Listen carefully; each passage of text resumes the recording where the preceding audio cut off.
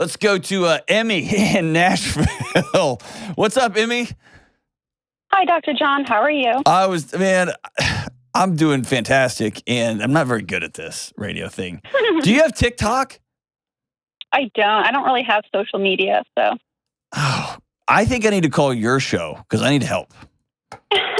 Need help. Okay, so what's up? What's going on? So my main question is, how do I get out of my own way so I can achieve my professional and personal goals? So I'll stop there, and then I don't know if you want to stop me or tell me more. Questions. Tell me more. Okay, so I have to take certain certifications for my job. So I'll start with the job, and then I'll go to the personal side. So for my job, I've had certifications, and up until this point, they've gone really, really well, but I've hit a roadblock.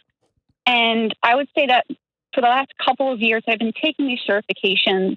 I have a habit of starting mini fires, for lack of a better term, so that way I can give myself this emotional boost. So that way, oh, well, I fixed my problem. And then I move on, I do well on the certification, I move on. But now it's getting to the point where it's my last certification, this is the end, and I just can't seem to pass it. So it's not necessarily that I don't know the material, it's just these mini fires are no longer helping me. In a lot of the different anger or fear motivators that I used to have that would really focus in on my work are now just being distractionary. Mm-hmm. And it's really messing me up. And I'm starting to have physical ramifications. And so now I get physically sick every time I go to these certifications. And so it's just getting really out of hand, and I need to figure out better ways of handling this stress or getting myself over this adventure. Awesome. One, thanks for sharing that. That's tough sledding there. I'm assuming that you don't want to. Do you mind telling me what certification you're looking for, or give me a general? Is it tax? Is it healthcare? Is it something what's the general field? Data science. So it's a lot of computer programming and just finance content. Okay. Stuff. And so let's say you pass your exam tomorrow. What do you go do next? For the industry, that's pretty much it. I get a fancy letter, and that's pretty much it. It's technically just to prove that I am capable of doing something. Mm-hmm. And I do it every day, so it's obviously not necessary, but it does translate to possible promotions in the future. Okay. Tell me about your life. I would say that I'm kind of high strung. You don't stop it, Emmy. You don't say. And I have to say, in my personal life, I'm very oriented when it comes to goals. So I'm very good at getting from point A to point B, with the exception of point B, meaning what I actually want to do. So, for example, say I want to start dating and stuff like that, and then I meet someone I like, and then I get self-conscious, I gain 40 pounds, and then I stop talking to them because I feel uncomfortable with myself. Gotcha. And then I lose the weight again, I finally feel good about myself, and then it happens all over again. Tell me about growing up. Tell me about your folks. No, they're great. Yeah? Really low key. We're really close and stuff like that. Very supportive family. How long have you struggled with this? This is something that's been around for a long time, right? Yeah, I would say that it got worse when I left college. I don't know if actually having responsibility, true, real responsibility and ramification just kind of slapped me in the face. But I would say that probably since I was in elementary school, middle school, I've always had issues with confidence, with kind of feeling great about myself and not self-sabotaging. When you say great about yourself, are you talking about appearance? Are you talking about people loving you? Are you talking about people you feeling like they were in your corner? Yeah, I would definitely say outside my family, I've never really felt like I can trust what people think of me. Mm-hmm. And I kind of, in my year of reflection, I think it's just I'm putting my own self feelings onto them. And so if I'm feeling uncomfortable with myself, I'm interpreting as them being uncomfortable with me. And I listen to a lot of distraction and noise. And even though like I have my family in my corner, so I'm like, no, like you're fine. Like this is not an issue. Like stop listening to other people. I just get distracted and I get self-conscious and I listen to the wrong people. And then it really wreaks havoc on my confidence and my self-image. Who told you that let me just say this, okay? I'm going to lob a grenade and you can fall on it. You can say that's stupid or you can just throw it back at me. Is that cool? Mm-hmm. How old are you? I'm 28. Okay. It's not uncommon when somebody is walking through what you're struggling with, okay? And they tell me that they have a great relationship with their family. Sometimes, often, that means that A, they have a very safe, defined role in that family, and or that family has provided them with care and comfort and all of the answers to life's challenges. So what I mean by that is sometimes it is a mom would get upset and I know how to take care of mom, or I know how to take care of dad, or there was an issue in their marriage a long time ago and I was able to help with the brothers and sisters, whatever. Like I have a very defined purpose there. Or why don't you go ask your father? Your dad will help you with that. You just need to ask your mom. Oh, I don't think you should go to that school. And that was a covert way of saying you are absolutely not going to that school. Do any of those ring a bell? Kind of the first. I would say that I didn't necessarily have a role, but it was definitely the family over any individual. And so we worked as a unit for the betterment of the family. And Okay. so And what it was always about the family, not any individual person. was always about the family, about what mom and dad wanted to do? Or one of them in particular? Here's what I'm getting at. I don't want to pull your family apart here on just a short phone call. Here's what I'm getting at. Number one, somebody told you a long time ago, and they demonstrated this over and over and over again, that Emmy is to not be trusted. Emmy cannot rely on Emmy. Emmy's got to rely on us. And that's why I point back to, usually that starts with your parents. Oh, honey, that's just a stupid thing. You need to do it like this. Or you don't look good in that shirt. You need to dress like this. Who would even wear that kind of comments? The second thing is somehow you translated that, okay? And again, this is as a child, so it's not like a blame thing. This is just an either or. Into, I know how I can get people to tell me I've got value, to show me I've got value, and that's through achievement and performance. And then you get out on your own and you achieve one thing and you still don't like who you see in the mirror, or more importantly, you don't trust yourself still. And so you try to achieve again and try to achieve again, and you keep pushing that line. And now you're at the end of a track and your body knows you're not safe. So much so that it doesn't want you to take that exam, and it's going to make itself physically sick so you don't.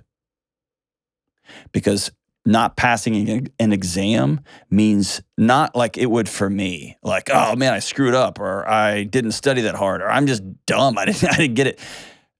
It means to you, I am nothing. So that's the general usual arc. Tell me if I'm off somewhere. No, that's the end goal is definitely kind of what happened, and I definitely developed the mindset that, like, if I don't achieve, so yeah, I would say that that's very, very accurate. My concern is, again, without having spent a lot of time with you, my concern is that your safety inside of your family has become enmeshment. Their air is your air, and your air is their air. Or if you were just to announce, hey, I'm moving to South Dakota, I got a great opportunity to go be a programmer there. I'm 28, I'm single, I'm unattached, I'm going to go live a crazy life. I've got a job in Los Angeles, California. I'm going to live in a high rise, and I'm just going to live it up for 2 years. that there would be a disruption to their plans. Is that accurate or not accurate? Or would they say, I think I need Emmy, to mull go that get over a him? little bit. My first reaction is like, oh, no, that's not true. But I think I'm also kind of seeing things through rose-colored glasses because I guess I would consider myself extreme ownership. So if I'm in the room and something happens, it has to be my fault. If I wasn't there, then it wouldn't have happened. Okay, that's not extreme ownership. Extreme ownership means when you are leading a thing, you take responsibility for the outcome. It doesn't mean if you are abused, you're responsible for other people feeling uncomfortable. Extreme ownership is not, hey, you've been trained over the course of 15, 20, 30 years that your voice doesn't count or it's less than everybody else's, and you need to go do this thing, and then you find yourself responsible for everyone's feelings and thoughts. What you are is a peacekeeper, not an extreme owner. Extreme ownership would say, I have this exam. I love Sunday lunches. I'm not going to a Sunday lunch until I pass this exam because I really want this thing to be done. And I want to do it really well. And I'm not going to care about my feelings. I'm going to create a very strong schedule. I'm going to stick to it no matter what. Every day I'm just going to get up and do it. I'm going to do it. I'm going to do it. And then if I fail, I'm going to take ownership. I did everything I could and that I knew to do, and I'm going to go get some coaching and I'm going to go back and do it again. You see the difference there? Yeah. A peacekeeper feels responsible for everybody else's feelings because they were told your feelings come last. Does that make sense? Yeah.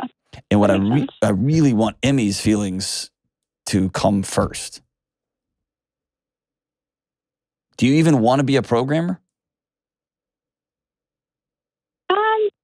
I mean, no, what I'm good. No, you don't. I mean, it's what I'm good at. That doesn't matter. I'm good at painting bedrooms. I don't want to do that for a living. I'm really good. Like, I'm really talented. I'm good at mowing. Like, I'm good at it. I can make a yard look really nice. I do not want to do that for a living. I can make a lot of money mowing. I've got a buddy that runs a lawn care business. He does well. I don't want to do that for a living. What do you want to do? I have no clue. If I'm being honest, I have literally no clue. And unfortunately, I guess I've lost the art of like exploration. Like I kind of It's not an art, it's a desire. Really good at math. What? Yeah, the desire, yeah. Who told you to quit exploring? Somebody told you this stuff, Emmy.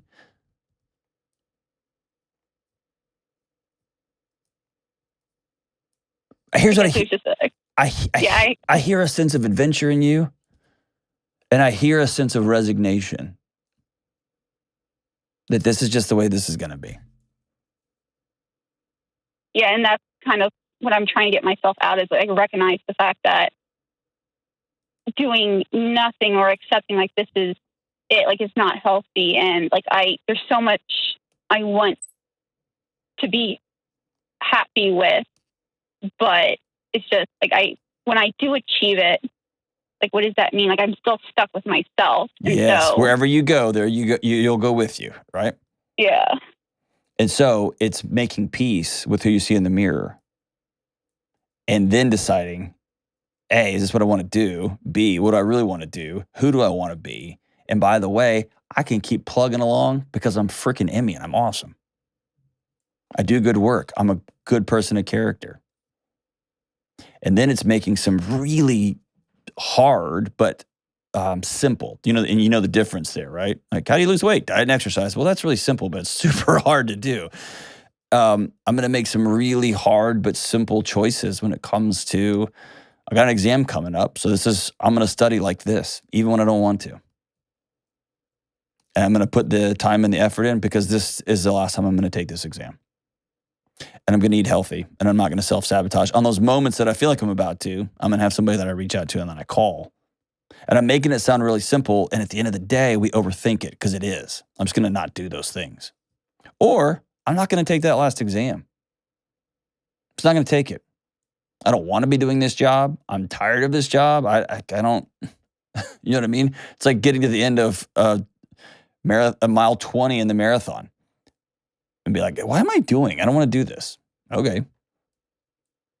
If you picture yourself, I mean, you just quit. You just stop the tests. Like you're like, dude, I'm not doing this for a certificate, for an achievement that I don't care that I even have, for a job that I don't even really want.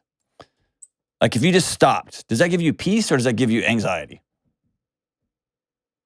I don't even know how I feel. A part of me is like, oh man, like you were so close, just finish it, just for the fact that you can say to yourself, you're a finisher, you don't quit when things get hard. But I got into this role because someone told me, now that I think about it, I got into this role because someone told me, oh, you won't be good at it. And I had to prove to them, no, I'll be good at it. I'll show you. Yeah. Yeah, and so now I'm here. So that obviously the only person that needs to watch it is me. Well, and so it sounds like you've outsourced your feelings and thoughts to a degree where, I mean, you're living like a life of like almost Instagram quotes, and you're judging yourself against them. Like you're a 3D living and breathing member of my community here in Nashville. Like you're on my team. You're one of us. Like we may have like sat by each other in a coffee shop, for crying out loud. You know what I mean? Like yes, extreme ownership is good. That's not what's happening here.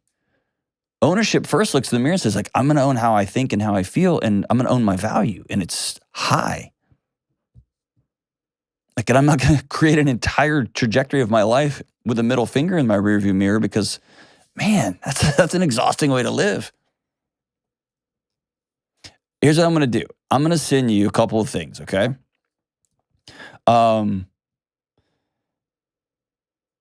Actually, can I make a real bold statement? Sure, yeah. And I want you, when you hang up the phone, I want you to be like, that guy's an idiot. Okay, if I'm wrong. The first thing I'm going to send you is I'm going to send you a copy of my book. Okay? Own Your Past, Change Your Future. Here's why. I don't fully buy your story. I can count on maybe one hand and just a few fingers the number of times that someone's told me a similar situation to what you're working through that isn't carrying a lot of garbage from their childhood. Whether it was the best way I can find, get mom and dad to leave me alone, or to get their approval, or to get their nod of, you're okay today. It was to get straight A's, or I need to get your attention by going and do something bananas. Behavior is a language, and something about your language, like, do you love me? Do you love me? Do you love me? Is achievement, accomplishment, achievement. I'll make sure everybody's okay. I'm just going to stay here in the nest. I'm never going to jump out and fly. And so I'm going to send you that. You can hang up the phone and be like, dude, my family's perfect, Delony. Quit trying to dig into my past. Just everything's fine. I would challenge you on that, but that's for another phone call. So I'm going to send you that. The second thing I'm going to send you is my buddy Ken Coleman has a career assessment. It's a thing you take online. It's a digital thing, and it helps point you in the direction of what do you actually want to do? And what do you actually care about? It's called a Get Clear assessment. I'm going to send you a free one of those too. I'm also going to send you my buddy Ken. I'm the same guy, Ken's book, Paycheck to Purpose, where you can sit down and go, okay, I'm making a living. I'm doing this coding thing. What do I want to do? I'm officially a quarter of the way through, right? No, probably a third. I'm a third of the way through. And I'm getting out of here. Like I'm going to go do something that I really want to do. I want to go be a part of. Let's figure out what that is. When it comes to the exam, I'm like you. You're this close, I'd finish. But I think I would take the emotion and the stuff and strip it away and say, I am Emmy, and I'm a good person, and I love myself, and I love my life. Whether I fail this test or not, I'm going to go take this test. I'm going to pass this test. I'm going to move on with my day and really take the drama out of it. And it sounds so simple and, doing it. It is. It is. I'm going to create a structure and a strategy and go get it done. Thanks for the call, Emmy. I think there's a wide open space for you to go run in. Wide open. And this is one of those moments where you can back up and just change everything.